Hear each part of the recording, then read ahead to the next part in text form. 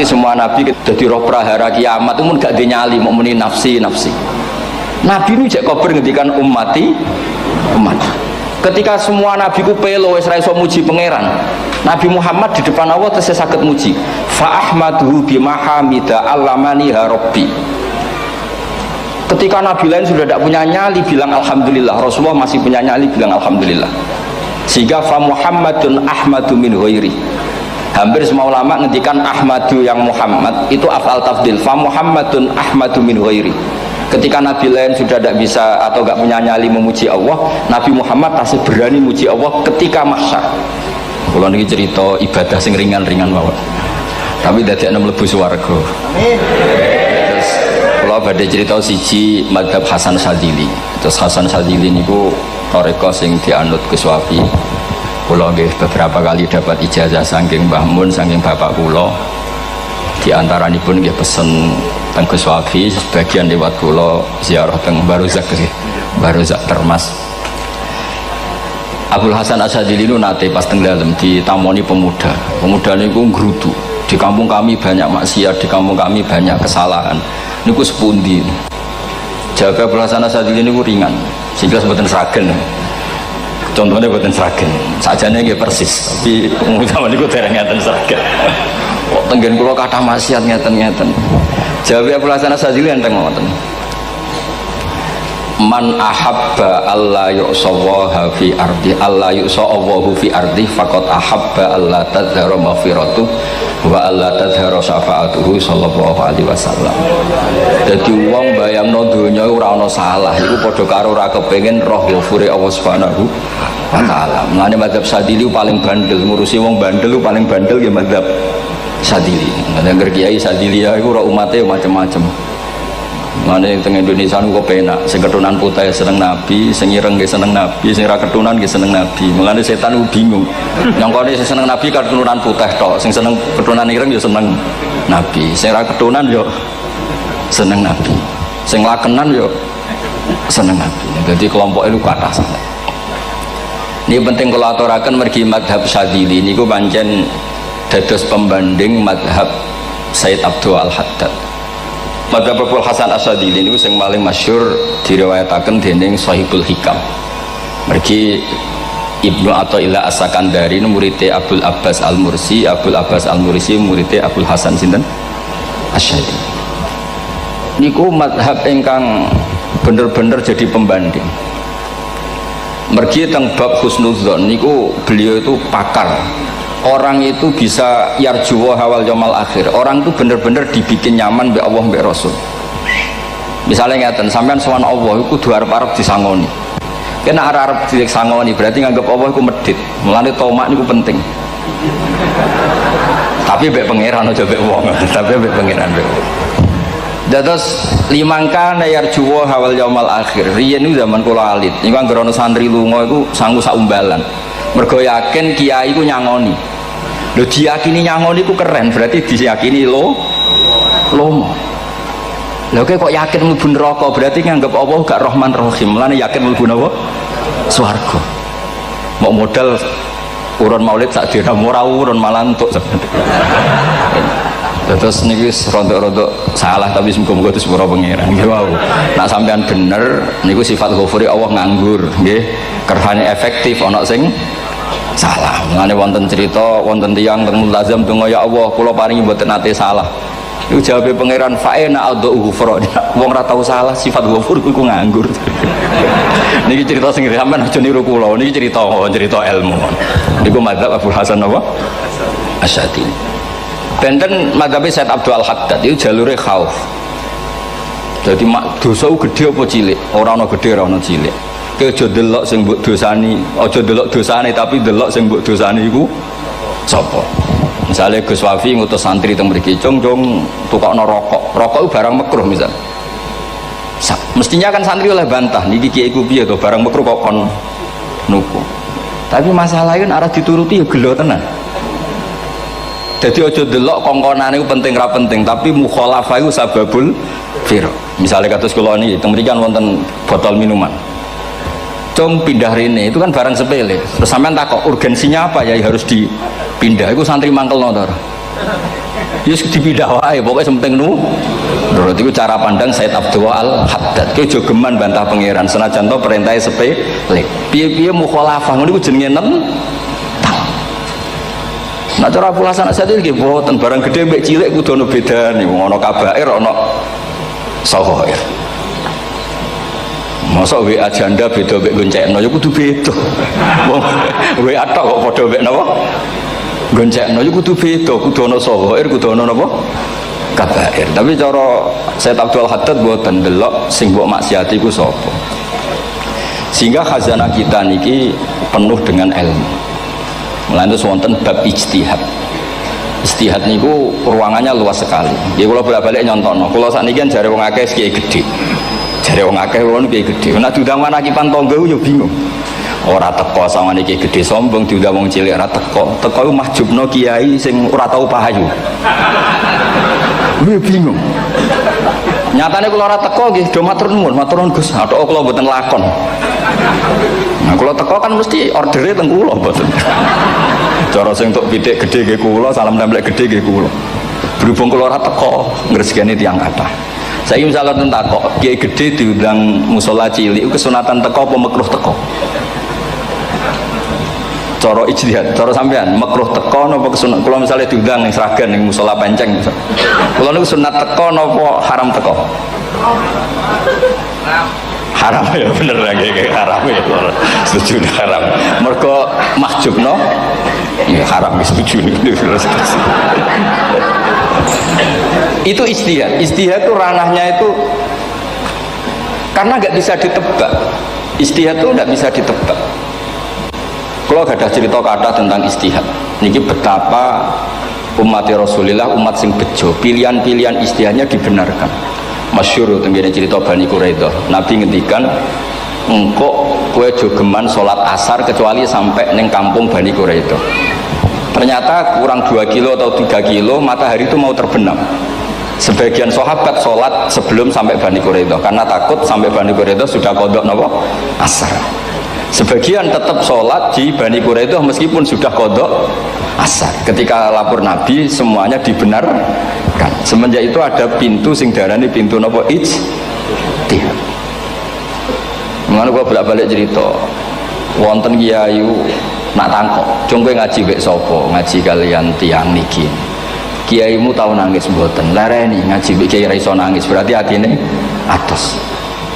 Nah, Abdul Hasan Asadili takok, cung kowe ngaji wek kiai sapa? Kiai fulan. Tahu guyu mboten nate, lareni kiai ra iso syukur mbok jeni. Kiai ra iso syukur kok mbok jeni. Karena itu masalah ijtihad. Dia masalah napa? Ijtihad. Ijtihad itu polanya enggak jelas. Wonten kiai ora gelem mulang wedok nggih kathah, alasane wedi fitnah. Pancen iman pas-pasan mawon nomor wong ayu ya bingung. Tapi nak diwalik, nak kiai ora gelem mulang wong wedok terus sing mulang wong fasik, aliran sesat iku ya repot. Kowe ngerasa paling gak sesat. Ya sudah seperti itu masalah-masalah apa? Ijtihad. Nah, kalau tak cerita saat ini balik cerita tentang Burda. Burda itu nak ngelem Kanjeng Nabi. Niku pancen diilmoni tenan. Kalau niku Burda berjanji tiba, niku setengah hafal. Pancen riyen mbah kula buyut-buyut kula niku pesene ken hafal tiba, hafal berjanji, hafal Burda. Nggih mboten ngengken ngapal loh, tapi karena sering baca akhirnya hafal. Kalau beri beberapa contoh, ngelem niku nak mboten diilmoni itu kualitasnya ada bagus, tapi kalau diilmoni itu kualitasnya bagus. Kalau beri contoh begini. Saya itu kalau pidato atau khutbah atau ngaji, apalah terserah istilah jenengan atau ceramah. Jadi kalau seneng istilah ngaji, niku mesti ikuti sing gampang mawon. Wa ala alihi wa sahbi ajmain. Ajmain itu kalimatun fariqah bainana wa bainasyiah. Fa innana nukrimu jami'as sahabat. Ajmain itu kalimatun fariqah, kalimat pembeda. Kita ahli sunnah wal jamaah akramu jami'as sahabat. Ada kelompok sing akramu sahabian wa ahanu sahabian akhir. Sehingga ajmain itu harus kita baca. Itu karena itu kalimatun fariqah, kalimat pembeda. Kata-katanya hanya ajmain. Begitu juga berjanji. Berjanji itu nak ngelem Nabi niku wa ba'du fa'aqul wa Muhammad bin Abdullah bin Abdul Muttalib wasmu Syaibatul Hamdi Humidat Hisaluhu Saniyah. Karena ketika Rasulullah memaklumatkan jadi Nabi itu problemnya itu nasabnya siapa? orang-orang yang di Palestina, di Israel, di Yordan, di Syam kalau dulu, itu alamatnya Nabi itu harus turunan Ibrahim. Ibrahim sementara orang Syam, menurut pengetahuan orang-orang Yahudi Syam. Maka saya berjanji menunjukkan dulu kalau nasabnya Muhammad itu ini. Terus sampai warafuhu ilal khalili Ibrahim, terus ila dzabi Ismail nisbatuhu wa muntama. Terus setelah itu terus beliau ngendikan wa adnanu bila raibin inda dzamil ulumin sabiyah ila dzabi Ismail nisbatuhu wa muntama. Terus ketika berjanji di Karang itu sudah ada faham-faham yang seakan-akan babahnya Nabi itu ada masalah. Terus beliau ngendikan ini Syaibatul Hamdi, Sayyid Abdul Muthalib itu orang yang ketika buka Ka'bah, buka Zam-Zam, saurip-uripnya muji pangeran. Terus banyak lagi wasumi afisul bihin Nabi sallallahu alaihi wasallam zakarullah taala walab. Mbah yang ini bahkan dengar ketika Nabi masih di punggungnya membaca tasbih. Terus sampai fa'azim bihi min ikdin ta'allaqat kawakibud duriyah wa kaifala wa sayyidul akramu sallallahu alaihi wasallam wasitatuhumun. Nabi itu orang suci, makanya harus lewat rahim yang suci, harus lewat bapak yang suci, mbah yang suci, sampai ila khalilir rahman Ibrahim alaihis salam. Makanya terus dinagumkan nasabun tahsibul ula dukhulau, terus tarokus sifaha falam yusibhum aruhu min adami wa ila abihi wa ummihi. Karena kabeh sonal ismihi, semuanya itu untuk menjaga asmane Nabi Muhammad sallallahu alaihi wasallam. Kemudian Burda membentuk itu dalam bentuk nazuman. Misalnya beliau ngendikan Rasulullah itu mutiara. Jadi ketika dakwah berpola ya baik, ketika tidak berpola juga baik. Beliau cara muji Nabi faddurru yasdatu husnan wa huwa muntazimun. Namanya mutiara ketika diuntai pasti sangat indah. Tapi terus-terusannya itu wale sayangku suqadran ghairu muntazimi. Tapi namanya mutiara, mbok berserakan pun tetap indah. Jadi unik. Berarti ketika beliau muji Nabi dakwah tertib pernah.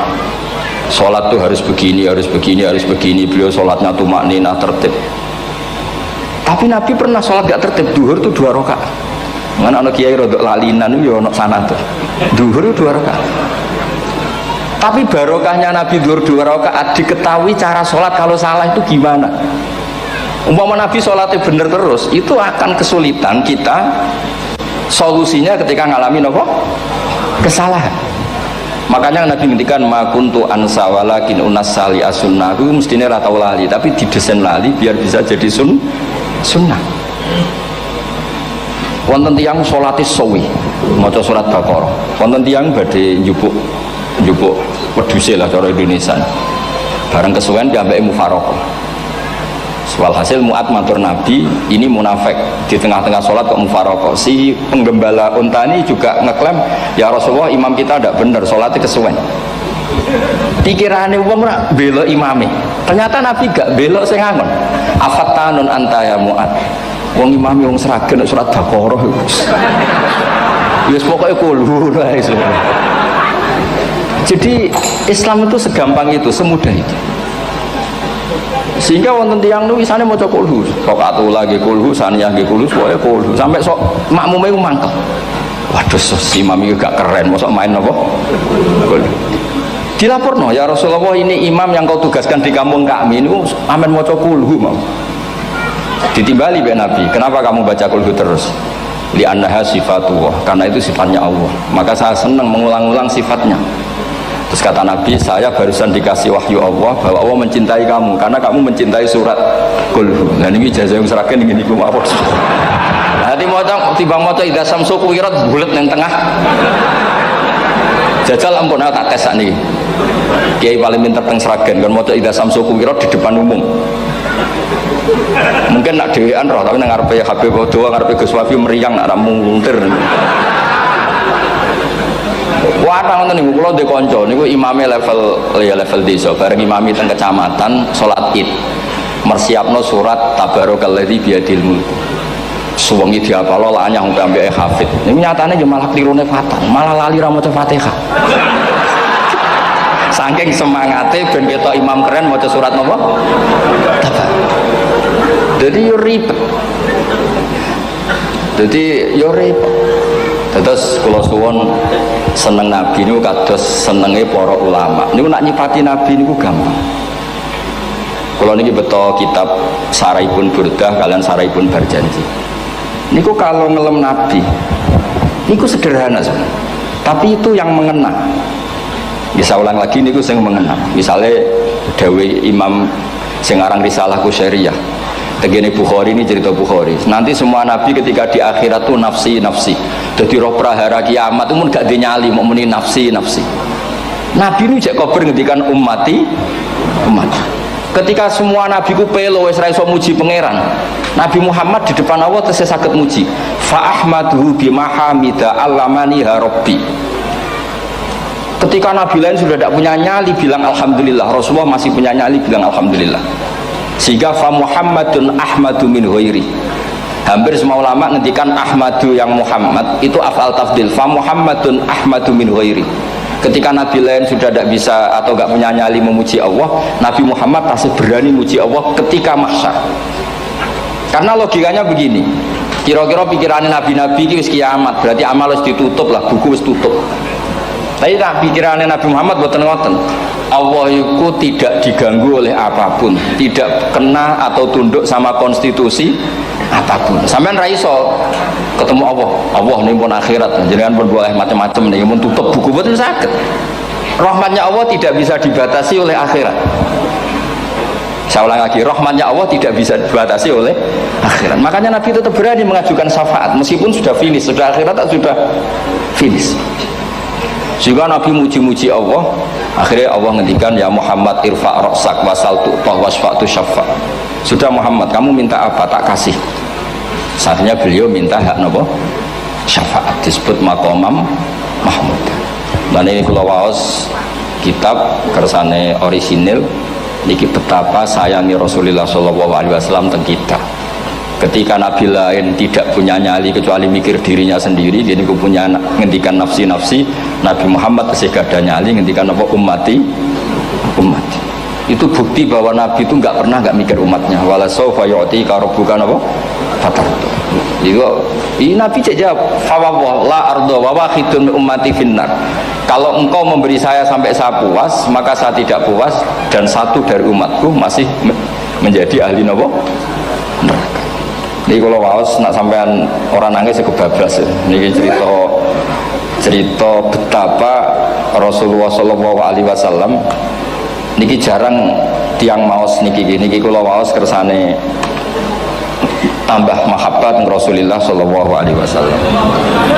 Terus niki kalau cerita ketika Rasulullah ketemu pangeran teng Sidratil Muntaha, niku diredaksekno Burdah.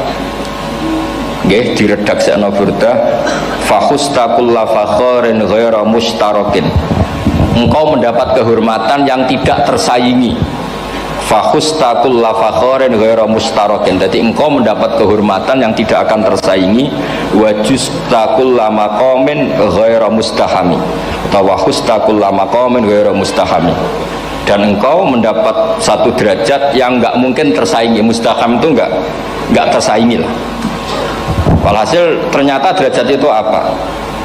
Gini ku ketika Rasulullah ketemu Allah Ta'ala teng Sidratil Muntaha niku Sayyidah Aisyah radhiyallahu anha tangklet, ya Rasulullah malladzi auha ilaika rabbuk idz qala fa auha ila abdihi ma auha. Qala ya Aisyah aturidina anta alami ma la ya'lamuhu Jibril wala Mikail wala nabiyyun mursalun wala malakun muqarrabun. Nggih, Aisyah, bagaimana mungkin kamu tanya sesuatu yang bahkan Jibril itu tidak tahu, Mikail itu tidak tahu, dan semua malaikat yang dekat maupun Nabi yang jadi Rasul semuanya tidak tahu hubungan saya, kedekatan saya dengan Allah membicarakan apa. Niku sing dimaksud Burdah kaima tafuza bi waslin ayya mustatarin wonten sing maca ayyi mustatarin anil uyuni wa sirrin ayya muktatamin. Jadi Nabi ketika ketemu Allah di Sidratil Muntaha itu ada misteri yang hanya Nabi yang tahu. Nabi niki ibu-ibu harus bangga Sayyidah Aisyah jenenge bojo wanita tanglet. Ambek Nabi itu sing ngeles. Itu rahasia yang Jibril saja tidak tahu, Mikail saja tidak tahu, masa kamu tanya? Niki khase wong putri ini. Ya Aisyah, as'aluka bi Abi Bakrin ila ma a'lam tani. Gimana cara Jawa tak kadak nomor tuamu nak gelem cerita. Terus Terus kunane kuno niku nggih wong wedok niku saged ngancam niku. Dadi kamane wis ngancam. Aku lapor bapakku, aku digo mulih sampean ra di bojo kabare. Rada ribet jenengan ngadepi wong wedok niku rada ribet. Terus faqala akhirnya Nabi cerita, tapi ya tentu tidak semuanya diceritakan. Inni lama kuntu qaba qausaini qultu Allahumma innaka adzabta al umam ba'duhum bil hijar wa ba'duhum bil masih. Oh ya, ini halaman 63 62 tentang kitab Hasyiatul Bajuri alal Burdah. Ya, kitab Hasyiatul Bajuri alal Burdah. Ya Allah, engkau menyiksa umat-umat sebelum umat saya, sebagian bil hijar wa ba'duhum bil masih wa ba'duhum bil khosfi. Fama anta fa'ilun bi ummati, lalu yang akan kau lakukan untuk umatku itu apa? Reputasi jenengan sama orang-orang yang durhaka itu selalu menyiksa. Ada yang pakai batu, yang dilikuifaksi, ada yang pakai ini. Mosok umatnya kekasih jenengan podo ngoten. Jadi Nabi ku mun nego lah, nego supaya gak sama. Faqala unzilu alaihimur rahmah min ananis sama wa ubaddilu sayiatihim hasanat. Ndak, saya ndak seperti itu dengan umatmu. Waman sa'alani a'taituhu waman tawakkala saterusé. Terus wa fid dunya asturu alal usad wa fil akhirah usyaffi'u kafihim. Orang-orang yang masih maksiat di dunia tak kasih hak tobat, dan nanti di akhirat tak kasih hak syafaat. Engkau tak kasih hak syafaat. Mulane ini penting dingertosi bilih ukuran Nabi baik itu gampang nak sampean ngaji ngangge ilmu. Syafaati li ahlil kabair min ummati, sok syafaatku kanggo ngomong sing salah akeh. Wong Nabi ku ra melok dosa kok mikir nyafaati, nak rapi-apike wong ra mungkin. Wong sing dosa iku sampean, sing salah sampean, sing mikir solusine Kanjeng Nabi. Wong kok apikane ngono iku gak mungkin ta wong piye. Wong sing salah ku sampean, sing diutang yang sampean, sing kasus sampean, sing mikir Kanjeng. Nah, itu cara ulama ngelem Kanjeng Nabi. Mulane khodam tuhu bimatihin astaqilu bihi dzunuba umrim madha fi syi'ri wal khodami. Dadi aku ngelem Nabi iku sebagai bentuk ngelem sing ndadekno dosaku ben disepuro pangeran. Misalnya kita suka alpat, muji alpat, suka innova, muji innova, suka kebun, muji kebun. Sing ribet tuh nak suka hewan, seneng kucing sampean ngelem kucing. Lho bareng ngelem Kanjeng Nabi kok ora iso. Mulane jare Burdah, aku iku ngelem apa tau iso, mosok aku ora tau ngelem Kanjeng Nabi. Makanya terus beliau hidupnya, kemampuan syairnya didedikasikan hanya nggo ngelem Kanjeng Nabi Muhammad sallallahu alaihi wasallam. Mulane terus ngendikan wa huli kholasi khaira multazim. Saya dedikasikan kecerdasan saya untuk ngelem Kanjeng dan Nabi, dan itu solusi terbaik. Lalu nak ngelem Kanjeng Nabi kadang kebablasan, sampai dikritik banyak ulama karena kebablasan. Gini masyhur beliau ngendikan wala yadi ka rasulullah jahu kabi idzal karimu tajalla bismi muntaqimi. Wonten naskah sing tahalla dua wau teng mriki diwaos napa tahalla napa tajalla kuwi. Tahalla ya. Wonten naskah tahalla wonten tajalla. Artosipun ngeten. Ya Allah, nabimu ini engkau gelari nabi yang ar-raufur rahim, sebagaimana yang sering disebut Habib Ali Al-Habsyi. Jika nabimu itu ar-raufur rahim, maka ketika engkau mau menyiksa saya dengan atas nama engkau al-muntakim, zat yang tukang nyiksa, yang menyiksa, maka gelar engkau kepada nabi yang raufur rahim itu kamu kemanakan?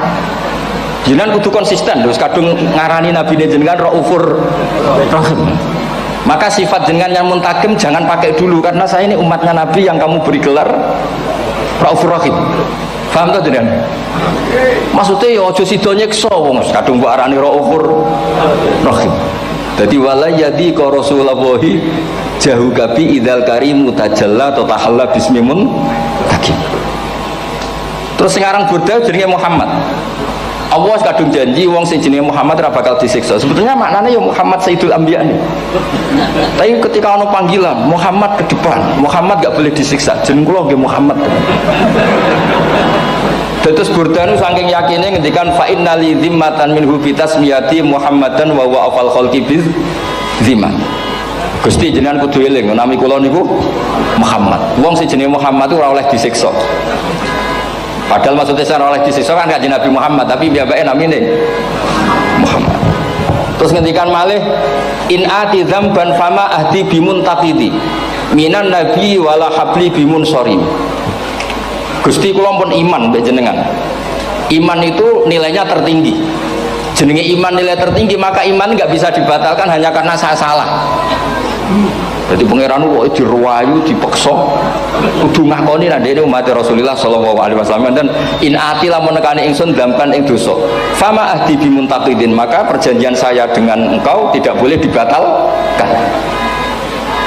Itu termasuk hebatnya umat Rasulullah sallallahu alaihi wasallam, apapun salahnya niku tetap diakoni umat Rasulullah sallallahu alaihi wasallam. Mergo termasuk kelebihan Nabi niku gadah hak napa? Syafaat. Ya eling-eling termasuk kelebihan Nabi juga ada hak napa? Syafaat. Meskipun kita tetap khawatir jenenge dosa ge istighfar, tapi aja dadi putus asa mergo napa in anti dzamban fama ahdi bimuntaqidi minan nabiyyi wala habli bimun sorim. Terus niku cerita-cerita madhe ulama teng Rasulullah sallallahu alaihi wasallam. Mereka milih kata-kata sing wong ape eling terus. Nggih eling terus. Wau kados wau fadru yasdadu husnan wa huwa muntazimu wa laysa yang kusu qadron ghairu mun. Jadi dulu tuh pernah ada faham-faham sing cara zahir hadis iku abai nabi itu seperti ini cara zahir hadis. Tapi ahli sunnah wal jamaah itu di pendapat bapak nabi babai nabi ku min ahlil jannah. Mergo apa? Wa kaifala wa sayyidul akramu sallallahu alaihi wasallam wasitatul muntaqah. Nabi itu orang suci, pasti lewat rahim-rahim yang suci. Minal aslabi thahira ilal arhamiz zakiyatil fakhirah. Itu logika yang dibangun. Sehingga terus mantep baru kayak wau mau sedibak mau berjanji kiakan wong Islam an-nabi min abihi wa ila jaddi sampai Adam niku kabeh tarokus sifaha falam yusibhum aruhu min adami wa ila abihi wa ummi. Begitu juga masalah iman. Soal misalnya ada pertanyaan ilmiah, lalu Ibrahim gimana? Karena nanya Azar itu kafir. Zaman ada Nur Rasulullah sallallahu alaihi wasallam, Azar belum kafir. Setelah intikal ke Ibrahim baru Azar kafir. Atau ada yang menjawab istilah abun di situ itu majaz. Sebenarnya Azar bukan bapak kandung tapi apa? Paman. Selalu ada jawaban ilmiah dari ulama-ulama ahli sunnah wal jamaah. Tapi kalau pesen teng jenengan sementing niku mau berjanji napa bodan ada 1-2 bait yang jenengan tahu maknanya sehingga nanti kualitas mahabbah kita, kualitas kecintaan kita pada Rasulullah sallallahu alaihi wasallam niku tambah. Misalnya ngeten, kula kan nekuni tafsir ya. Ada ayat rubama yawaddul ladzina kafaru law kanu muslimin. Niku hampir semua fasir konsensus sepakat jeng ben nek wong Islam mlebu neraka. Niku sampean kudu ndonga, nek mlebu neraka muga-muga jejer wong kafir sing kecangkeman. Niku dinyek. Jarene iman nekani mau oleh jutene neraka padha wae aku. Apa meneh misale sampean hafal Quran jejer wong sing hafal, jare kapit kok ora mlebu napa? Neraka. Kudu ana sing ngenyek. Mergo Allah nu tersinggung sak wis ana wong sing napa? Ngenyek. Akhirnya Allah tersinggung.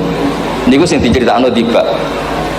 Wa izzati wa jalali la ja'altu man akhlasa li bisyahadati kaman kadzdzaba bi adkhiluhumul jannata bi rahmati. Ora iso wong dekne tauhid apapun salahe wong dekne ndek tauhid ora ngarah dadi ahli neraka selawase kaya wong kafir. La ja'altu ora bakal gawe sapa ingsun man akhlasa li bisyahadah orang yang tauhidnya benar kaman kadzdzaba bi sebagaimana orang yang tidak bertauhid sama saya adkhiluhumul jannata bi rahmati. Padahal Allah dilapori malaikat, malaikatnya kira diprovokatif. Malaikatnya lapore wajadnahum asrafu ala anfusihim wajadna amalahum minadzunubi ka'amsalil jibal. Jare pangeran wis timbang seputi Gusti manane salah tok. Reputasine salah tok. Ghairu annahum yasyaduna alla ilaha illallah wa anna muhammadar. Niku jawabe pangeran wa izzati wa jalali la ja'altu man akhlasoli kaman kadzdzaba bi adkhiluhumul jannata bi rahmati. Nah, lafaz-lafaz seperti ini kita akan punya harapan ketika ndelok umat sing carane iman tesih blepotan, carane salat cek blepotan, carane zakat cek blepotan.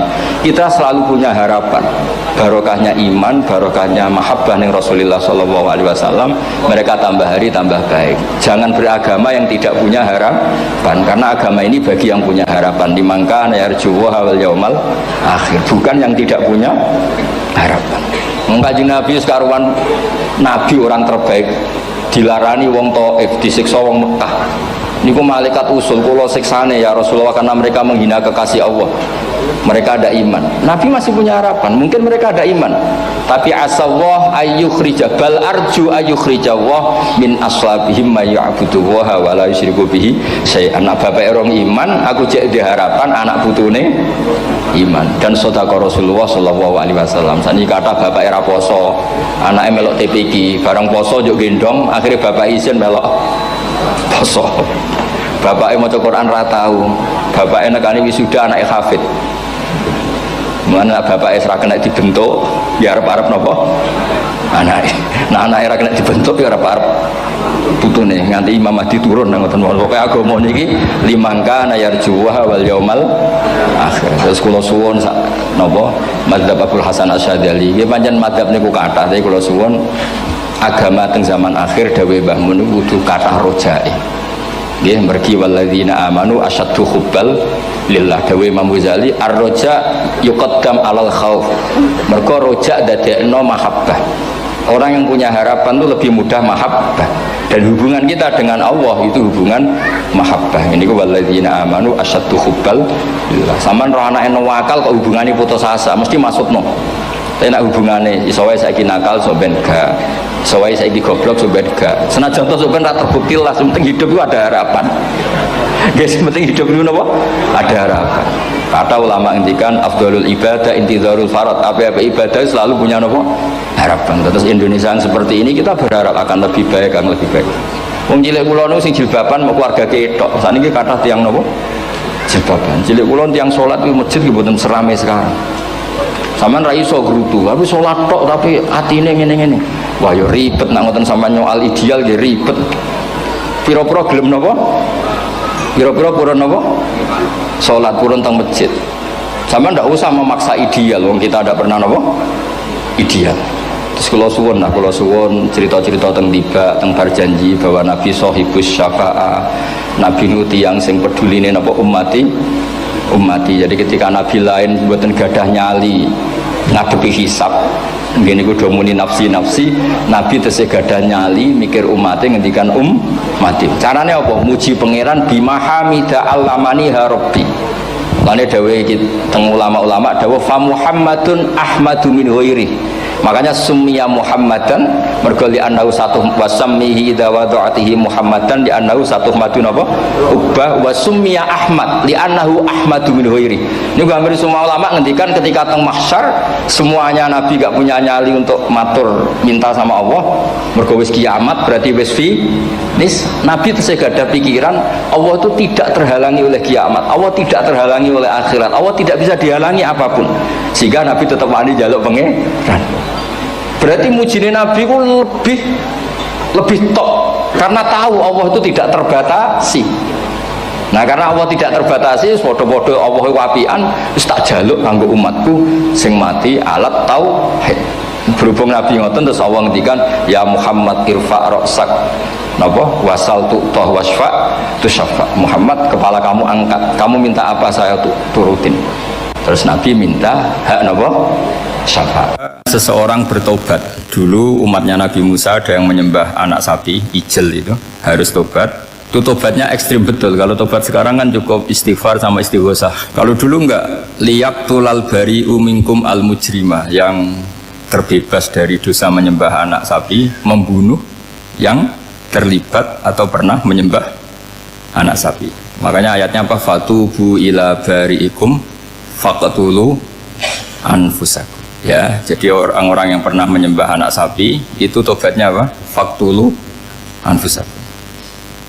Sebab itu semua ulama berkewajiban menerangkan nasa mansuh. Sampai Sayyidina Ali suatu saat ada mubalek atau ustadz itu ngajar di masjid, ditanya, kamu tahu nasa mansuh enggak?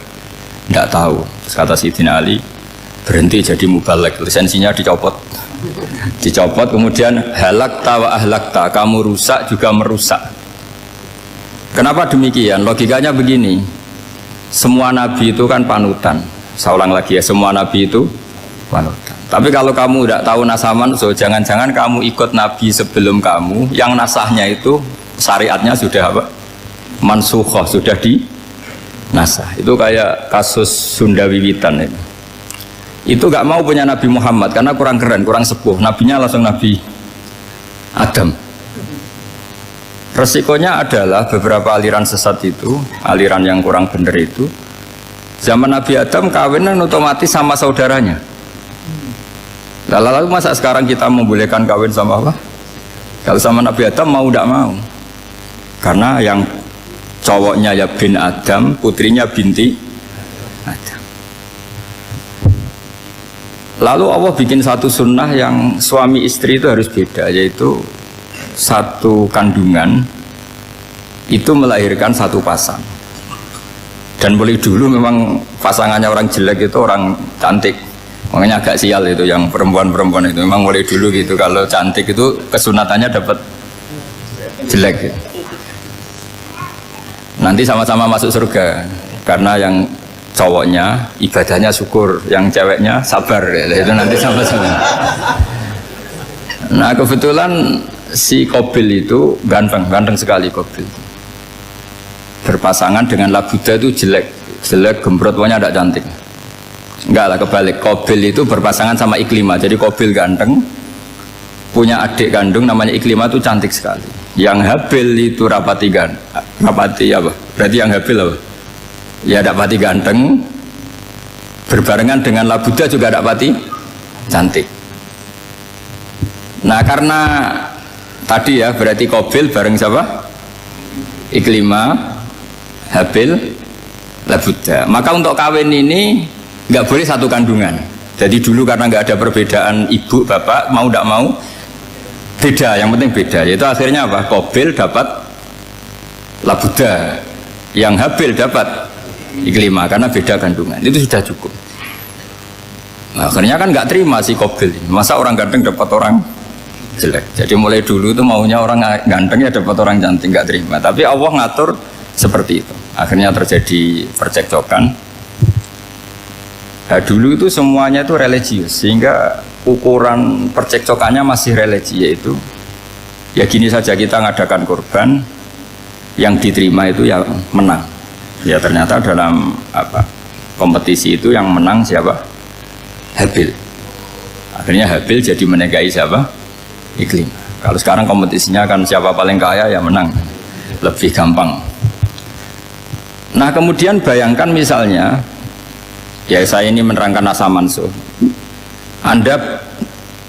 Kita semua sering ngomong, sering berkoar-koar, sering menyarankan atau mewajibkan para nabi itu panutan dalam semua perilakunya. Ternyata ada beberapa perilaku yang sudah dinasakh atau dihapus ketentuannya oleh syariatnya Rasulullah Shallallahu Alaihi Wasallam. Maka mengenali asa mansuh itu keharusan dalam ulumul Quran, ya. Makanya Allah mengatakan apa? Ma nansakh min ayatin aw nunsiha pasti na'ti bi khairim minha aw misliha. Jadi saya nerangkan nasakh mansuh itu dua sesi. Satu sesi antar nabi, dua di internal syariatnya apa? Nabi. Sekali saja hari ini tok, sudah setelah itu anggap pinter sudah. Kalau sudah jangan tanya lagi. Nah, ada beberapa lagi syariat yang masalah metode. Dulu Nabi Nuh itu dibolehkan oleh Allah saking mangkelnya sama orang kafir. Saya ulang lagi, orang kafir itu kan biadab sekali, nempat buminya Allah, makan rezekinya Allah, kemudian mengkafirkan Allah. Pikirannya Nabi Nuh, orang biadab gini nggak layak hidup, itu pikirannya Nabi Nuh. Kalau dia pakai militer, tidak punya militer, ya pakai langit akhirnya. Pakai kekuatan langit, beliau berdoa, Rabbi la tazar alal ardi minal kafirina dayyaro. Innaka intazarhum yudillu ibadaka wa la yalidu illa fajirong kafar. Ya Allah, mereka ini orang-orang kafir, padahal pakai bumi engkau, pakai rezeki engkau, matikan semua saja. Jangan sisakan satupun. Karena kalau masih sisa, nanti anak turunnya ya gitu, gennya gendo ya pasti melahirkan gendo. Gen wala yalidu illa fajirong kafar. Kalau kamu sisakan pasti melahirkan generasi gendo lagi, kafir lagi. Dituruti sama Allah. Kecuali orang 80 yang ikut Nabi Nuh. Nah, orang 80 yang ikut Nabi Nuh ini selamat karena iman. Maka generasi yang sekarang ini termasuk saya semua ini semuanya turunan orang iman. Maka kita ini punya dua status. Satu, Allah kadang manggil kita ya Bani Adam, karena faktanya kita turunan Nabi apa? Adam. Panggilan kedua adalah zurriyataman hamalna ma'nu. Orang-orang sekarang itu pasti turunan orang yang ikut perahunya Nabi Nuh. Jadi nasab kita ini sudah steril, sudah tidak ada nasab lewat kafir karena yang kafir sudah habis. Semua orang sekarang itu turunan Nabi Nuh, yaitu disebut apa? Dzurriyyataman hamal nama. Yaitu sekitar orang 80. Nah, oleh Allah Subhanahu wa taala syariat seperti ini pernah dituruti, yaitu akhirnya mereka mati semua kecuali orang 80 yang mukmin. Tapi uniknya Allah apa? Era Rasulullah Shallallahu Alaihi Wasallam, Nabi kita Nabi Muhammad itu diutus rahmatan lil alamin. Ketika Nabi didustakan, diusir, disakiti, malaikat gunung, beberapa malaikat sing ahli adab spesial eksekutor lah kira-kira gitu. Muhammad, kamu bilang saja ke saya, kalau kamu ingin orang-orang Mekah bujal CS, saya hancurkan. Tapi apa kata Nabi? Saya berharap kalau mereka belum iman, anak cucunya iman. Karena bagaimanapun sperma ya atau calon bayi atau calon keturunan itu kan ada fi aslabir rijal atau fi zuhurir rijal. Jadi kalau dalam ilmu agama itu gen manusia itu disimpan di zuhurir rijal di punggung lelaki, nanti dipindah ke arhamin nisa. Logikanya gini, ini dengerin ya, logikanya gini, misalnya Abu Jahal itu di situ ada orang namanya Ikrimah, itu anaknya Abu Jahal, itu orang mukmin, akhirnya ya jadi orang alim. Abu Lahab itu di rahimnya di punggungnya ada perempuan namanya Darroh, akhirnya juga orang mukminah.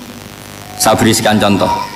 Khalid bin Walid itu anaknya Walid. Walid itu musuh besarnya Rasulullah, tapi di punggungnya ada orang bernama Khalid. Ini dengerin. Nah, di punggung ini kira-kira Allah sudah tahu apa belum? Jawabannya sudah tahu. Artinya kalau ini mati atau kamu bunuh, kamu sebenarnya nggak bunuh orang kafir saja, bunuh calon orang mukmin yang sekarang masih bersemayam di punggungnya orang-orang kafir. Jadi bisa saja orang yang sedang kafir itu ada sekian calon generasi yang suatu saat mukmin. Itu syariat yang diajarkan ke Rasulullah Shallallahu Alaihi Wasallam. Karena kasofnya Nabi, kasof itu satu kondisi di mana seorang Nabi itu dipertontonkan sesuatu yang nggak kelihatan. Itu dalam bahasa Arab kasof atau mukasyafah. Nabi dipertontonkan ternyata banyak orang kafir yang di punggungnya itu ada calon generasi mukmin atau Muslim. Akhirnya Nabi nggak berani. Jangan bunuh. Mungkin bapaknya ada iman tapi anaknya iman. Betul, Abu Jahal punya anak Ikrimah, Abu Lahab punya anak Darroh, Walid punya anak siapa? Walid. Itu mirip seperti kita, bapak era sholat, anak ETPK sholat, akhirnya bapaknya katut sholat.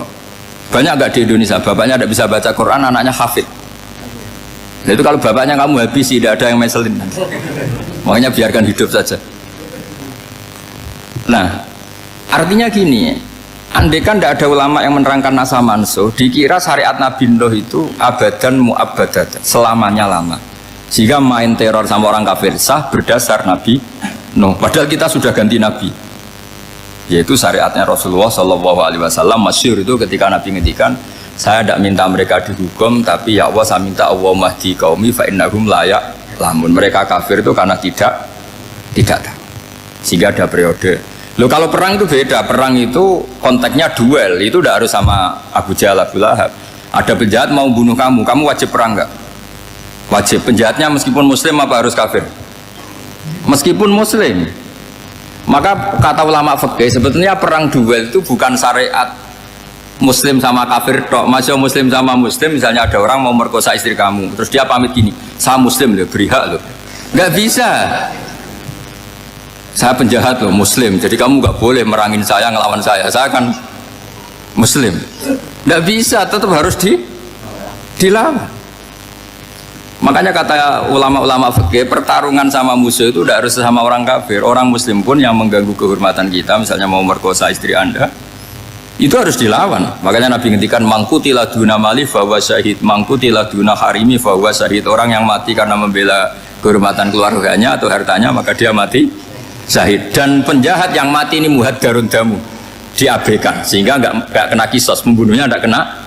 Misalnya ada penjahat mau bunuh kamu duel menang, kamu nggak kena kisos karena ini muhaddarun damu, diabaikan kehormatannya. Padahal dia muslim, apa? Muslim. Ini perlu. Jadi ini mengaji ini agak jelimet tapi gampang. Kan kalau paham nggak paham selesai, jadi yang nggak baca selesai itu. Sehingga kalau nggak ada nasa mansuh, maka orang selalu berpikir pokoknya yang penting ikut Nabi. Nah itu bahayanya kalau Anda tidak tahu detail, jangan-jangan syariat yang kamu ikuti itu syariat yang sudah berstatus mansukhoh, telah dicabut. Dan itu banyak. Makanya kata Sayyidina Ali ketika ada orang ngajar gak tahu nasa mansuh, halakta wa ahlakta, kamu rusak dan merusak orang lain. Seperti tadi pernah ada kawin itu satu turunan, yaitu era Nabi Adam. Masa kita sekarang kawin sama satu turunan, kan gak mungkin.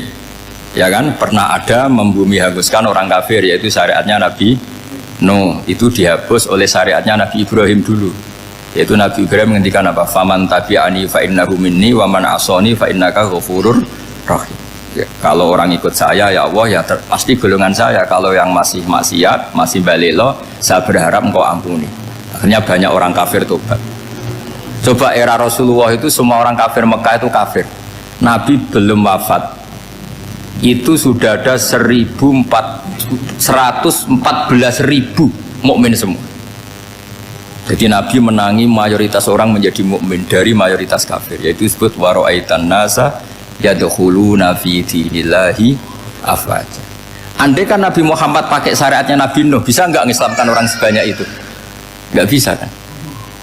Maka ini penting mengenali nasa mansuh. Jadi periode cara wong Jawa maksud no tuntas, Robila Tadar itu pasot tuntas itu menghabisi itu habis di periode Nabi siapa?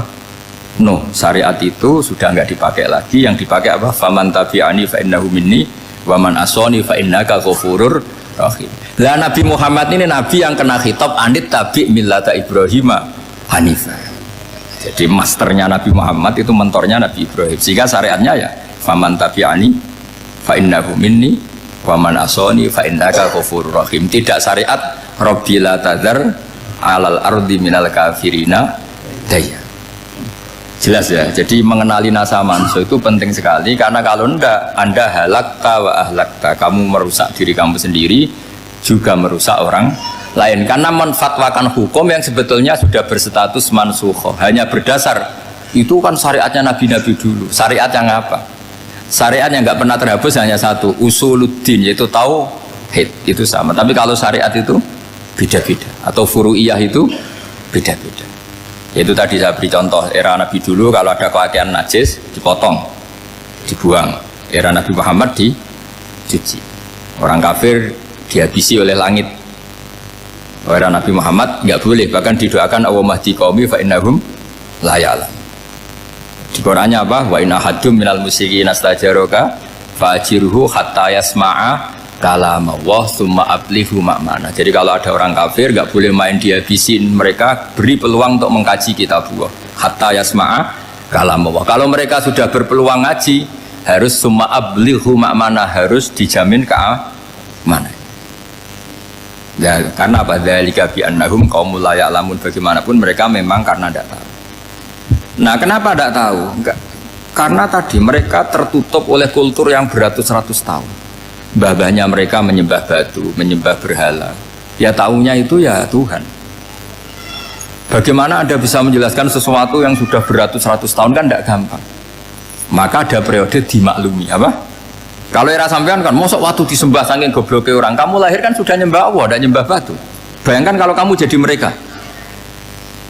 Wong perut kamu saja disuruh makan pizza sakit kok, karena saking lamanya makan sambal kan gitu. Kamu bilang perempuan Indonesia saja cantik kok, saking lamanya jadi orang Indonesia. Padahal orang Indonesia tanyakan orang Eropa, cantiknya di mana? Kamu lahir di Afrika, bilang orang Afrika itu cantik, tanyakan orang Eropa, cantiknya di mana, hitam gitu kok. Jadi orang itu pasti terkooptasi oleh sekelilingnya. Orang Afrika akan bilang wanita Afrika itu cantik. Coba tanyakan orang Eropa, cantik apa enggak? Belas. Orang Eropa yang kulitnya gitu kata orang Eropa indah, kata sampean. Koyok anaknya kebo katanya boleh jadi. Jadi orang itu akan terkooptasi oleh sekelilingnya. Bayangkan kalau semua orang nyembah berhala terus kamu ndak, alasan kamu apa? Kan menentang mayoritas. Dan itu berat. Maka dimaklumi oleh Allah, dzalika bi annahum qaumul la ya'lamun fi manah panyeruah. Nah, pemakluman ini yang mulai sekarang terkikis. Orang main pukul saja enggak mau ngaji. nggak mau ngaji Quran secara kafah. Jadi fatwanya Islam kafah, tapi ngajinya Quran nggak kafah. Ngambil 1-2 potongan ayat dipakai dalil. Jadi Islamnya inginnya kafah, tapi ngajinya Quran nggak. Kalau kafah ya hafal 30 juz itu. Kalau mau kafah ya hafal berapa? 30 juz. Makanya saya sering bilang, saya sering dinasihati orang karena belum tahu saya ini hafal Quran. Bapak harusnya Islam itu kafah. Kata saya ya dimulai dari konsep Islam itu kafah dulu. Apa ya hafal Quran secara kafah. Jadi ini penting saya utarakan. Bahaya sekali orang mengenali Islam tanpa mengenali nasah mansukh. Karena beberapa syariat Nabi sebelum kita itu berstatus mansukh. Terus contoh berikutnya, ini nasah mansukh antar Nabi apa khusus internal Nabi? Antar Nabi aja agak selesai nih sampai subuh aja agak selesai. Contoh yang paling keren mungkin cowok semua senang. Nabi Dawud dulu istrinya berapa? 99. Nah itu kalau masih halal itu kan berarti jenengan tuh punya istri berapa? Wah kan ngeri betul. Punya satu aja repotnya gitu apalagi berapa? Menjawab 99. Terus kamu bilang gini, ini kan syariatnya Nabi Dawud, Nabi kan bisa diikuti. Pernah ada periode di mana seperti itu boleh. Jadi makanya mau tidak mau mengenali nasah mansukh itu harus. Kalau enggak ya kamu masih berkeyakinan boleh beristri berapa? Nah ini penting saya utarakan. Makanya Sayyidina Ali itu kalau ngetes calon mubaligh, kira-kira kalau Kemenak dulu inginnya apa? Sertifikasi apa? Mubaligh. Itu tanyanya gitu. Ta'rifun an-nassa wal mansukh, kamu apa tahu nasah mansukh? La. Jawabnya Sayyidina Ali, halak tahu ahlak tahu, kamu orang yang rusak. Karena tadi takutnya ada syariat yang sudah mansukh dipakai. Itu tadi misalnya kita ini tidak umatnya Nabi Nuh, tapi pakai syariat Robbila tadar alal ardi minal kafirina. Terus ketiga begini, misteri manusia itu. Dan ini kita tidak pernah tahu sampai kiamat, tapi ini ilmu harus kita diskusikan. Misalnya saya ini namanya Bahauddin. Saya sekarang hidup sampai 2019 sekarang. Kan hanya Allah yang tahu berapa turunan saya sampai kiamat dan statusnya kayak apa. Donald Trump juga gitu. Donald Trump itu sekarang kafir, tapi kita tidak pernah tahu nanti turunan keberapa ada yang Muslim. Lah turunan yang calon Muslim ini diletakkan di mana kita tidak tahu. Yang jelas kalau kamu bunuh itu katut itu. Artinya gini, logika membiarkan orang kafir itu ya ada logikanya gitu.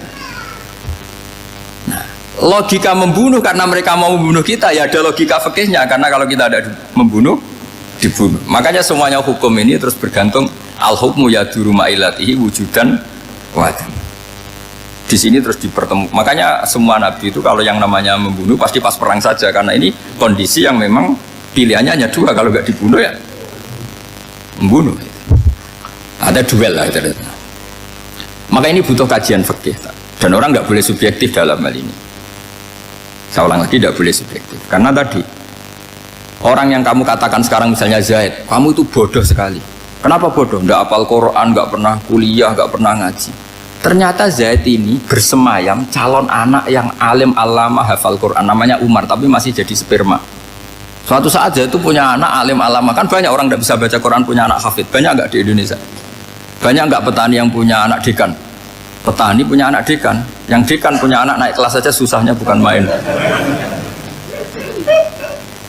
Banyak kan? Nah ketika dibalik nanti ada dekan punya anak goblok, yang petani punya anak dekan, pinter mana? Kita tidak pernah tahu. Makanya ini kan ya sudah, kalau nggak pernah tahu ya bilang saja wallahu alam, kan selesai. Daripada keminter keliru kan ada wallahu alam. Makanya cerita favorit guru saya Kiai Haji Maimun Zubair itu punya apa namanya Kiai Zubair. Itu cerita favoritnya itu ada santri namanya Soleh. Soleh itu alim alama. Orang Madura itu cara berpikir kan kalau kiai saja alim seperti itu, apalagi bapaknya. Pas bapaknya main ke pondok, santrinya ada ribuan. Bapaknya main ke pondok itu sholat itu ya gak bener, gak sesuai sunnah Rasul lah kira-kira gitu. Sudah sholat itu gak bener, apa-apa gak bener. Masih ditakwil sama santri Madura, karena orang Madura itu kultus. Mungkin khilaf itu satu khusus, pokoknya perlakuan khusus. Suatu saat saking bodohnya orang itu, kenceng tuh pinggir musola. Wah ini gak bisa ditakwil lagi, artinya gak bisa ditakwil tuh gak. Wah ini sudah agak bener ini, agak bener.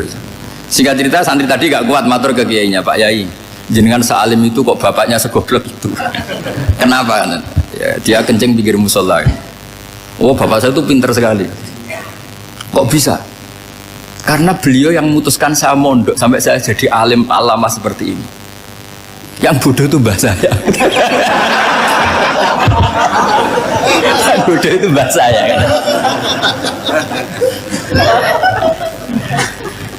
Artinya gini, sekarang misalnya Anda dekan atau Anda rektor atau Anda profesor atau Anda kiai top mubalek kondang.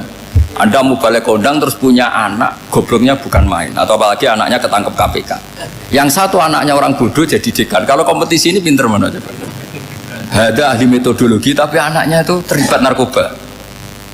Yang ini petani utun, anaknya dekan. Kira-kira kalau dikompetisikan pinter mana? Anaknya pinter petani tadi gitu.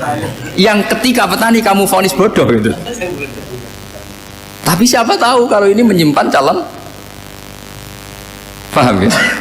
Kita tidak pernah tahu. Makanya Quran selalu ngajari dalam ilmu sosial itu wa in adri la allahu fitnatul lakum wa mata'un ila. Dalam ilmu sosial itu kita harus jawab tidak tahu. Karena mudah. Makanya saya tadi pagi ngaji di direktorat saya bilang, saya pernah diprotes orang, Gus kamu udah jelas 01 apa 02. Ya saya jawab gitu. Manusia itu makhluk yang paling gak jelas gitu. Sekarang soleh suatu saat bisa saja gak soleh. Yang sedang gak soleh suatu saat soleh. Sesuatu yang mungkin rubah kok kamu fanatik itu gimana? Nalarnya itu gimana? Coba kita tahu dulu Wahsy itu pembunuh Hamzah, akhirnya mati mukmin ya enggak? Padahal orang yang sangat dibenci Rasulullah karena membunuh Sayyid siapa? Hamzah. Sa'labah yang tukang itikaf di masjid akhirnya su'ul Fatimah. Kita tidak pernah tahu. Nah kalau nggak pernah tahu ya tidak usah terlalu fanatik biasa saja. Kayak jenengan seneng saya itu ya saya tidak tahu sampai kapan ya tidak tahu. Saya seneng sampai kapan ya tidak tahu. Kayak suami istri itu. Pas nikah harmonis bulan madu sampai kapan berarti. Yang jelas paling awet itu pasangan jelek itu pasti nggak awet. Makanya jadi guyonan tuh. Pasangan itu jangan baik-baik gak awet. Kalau jelek itu awet. Ternyata maksudnya cantik sama ganteng itu suatu saat pasti jadi jelek. Yang jelek sama jelek pasti jelek terus. Makanya jadi guyonan. Kalau pasangan jelek itu awet katanya. Tapi kalau pasangan baik, ternyata baik wajahnya itu pasti gak awet. Suatu saat pasti jelek. Tapi yang jelek awet. Karena mulai dulu ya jelek awet itu. Awet jeleknya maksudnya bukan. Ya jelas ya, jadi saya mohon sekali ini ilmu. Sampai ndak urusan, ini bukan urusan cocok tidak cocok, tapi ilmu. Ilmu harus kita dengar bahwa syariatnya para nabi itu yang sifatnya furu'iyah, tidak usuliyah, tidak tauhid itu potensi rubah. Sehingga mengkaji nasab manusia itu satu keharusan seorang ulama. Makanya setiap ada syariat nabi, hal hadis syariah mu'abbadah amla, mansukhoh amla. Karena potensi itu tinggi. Kita tahu dulu semua nabi sholat menghadap apa? Baitul Maqdis. Era Rasulullah dipindah ke Ka'bah. Tapi kalau kamu katakan total Baitul Maqdis ya tidak juga. Nabi Ibrahim mulai dulu madhabnya ke Ka'bah. Tapi kalau Nabi Musa ke Baitul Maqdis. Terus kamu bilang ini 01, 02 ya memang syariat jadi sesuatu yang furu'iyah. Nah, kenapa ini furu'iyah? Jawabannya sederhana. Ketika seseorang menghadap Ka'bah itu menghadap batu apa menghadap Allah? Allah. Ketika menghadap Baitul Maqdis hakikatnya menghadap Allah apa menghadap Baitul Maqdis? Allah. Maka menghadap Ka'bah itu sebenarnya masalah furu'iyah. Yang masalah usuliyah adalah inni wajjahtu wajhiya lilladzi fataras samawati wal ardh. Yang permanen adalah menghadap Allah Subhanahu wa taala. Cuma secara prosedur syariatnya secara zahir menghadap Ka'bah. Maka potensi rubah karena ternyata itu furu'iyah untuk kiblatnya